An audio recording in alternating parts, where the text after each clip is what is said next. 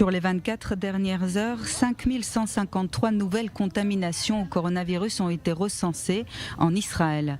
Le nombre de patients dans un état grave est descendu en dessous de la barre des 1000 à 963 personnes.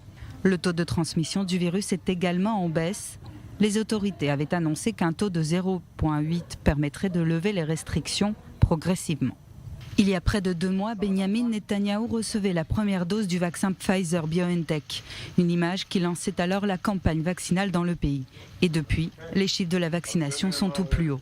Plus de 4 millions de vaccinés en près de 60 jours. Un nouveau cap est désormais franchi en Israël. Satisfait, le Premier ministre israélien rappelle néanmoins l'importance de la vaccination.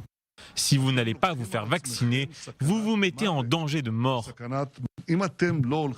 De plus, si vous n'allez pas vous faire vacciner, nous risquons d'avoir à nouveau des malades dans un état grave, d'engorger les hôpitaux et de retourner vers un nouveau confinement. Pour retourner à la routine et sauver des vies, allez vous faire vacciner. Si vous faites ça maintenant, nous sortirons totalement du corona. Face au taux de vaccination plus faible chez les jeunes dont l'ouverture à la vaccination n'a commencé qu'il y a quelques semaines, mais surtout chez le corps enseignant, le ministère de la Santé souhaite légiférer. Néanmoins, une question se pose. Peut-on légalement obliger un individu à se faire vacciner ? Le ministre de la Santé, Yuli Edelstein, planche d'ores et déjà sur ce projet de loi qui devrait être présenté prochainement au gouvernement.